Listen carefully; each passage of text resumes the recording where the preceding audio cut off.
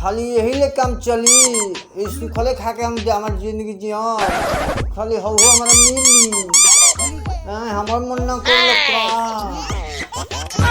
भात पकाई भी नहीं माजबी बाराता नवा दहेज देके किनले बानी नतिया के बेटे एगो हमर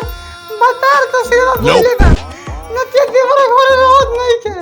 एगो नतिया नहीं के हमर कुल काम करे कुल काम हमरे करे के पड़त बा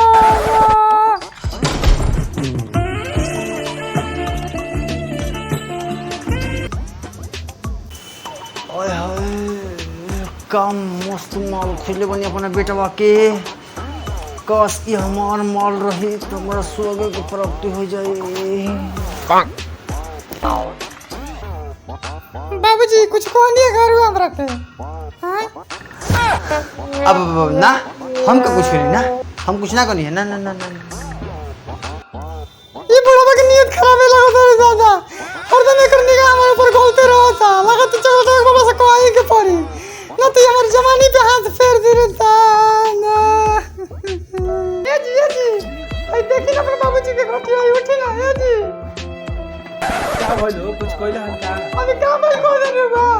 वो बुढ़वा हमारे को हरदम गंदा ना कर रहा Oh yeah. मगर जवानी लेके बैठे था बे तू झूठाऊ के कच्चा कच्चा करेलू हमार बाबूजी ऐसन करिए नहीं खन सकता अच्छा न दिउ जब तेरा थाती दू हाथ फेरी नु तो तेरा भाई भेड़वा सुअर कनी ए भौजी के करा के गाड़ी दे तड़ू का हो गिलो उहे अर्जुन बुढ़वा बाप भेड़वा वहां ऊपर हरदम गंदम में डले रहता नतिया के बेटा भेड़वा हिंगड़ा हां तो उ पापा ना ओही में के हड़े उनकर बुढ़ौती में जवानी चढ़ जाला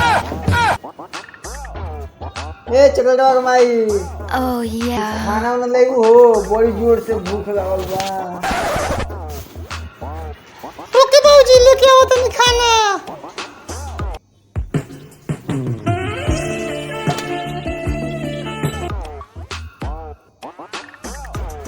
खाली यही ले काम चली इसको खले खा के हम हमार जिंदगी Oh जियो yeah. खाली हो हमारा मिली हमार मन ना करल का आई बाबूजी अरे वही तक होता नहीं हमरा पतो नहीं छी अपना मुंह बात करे चाहिए हमरा बेटी समान बन जी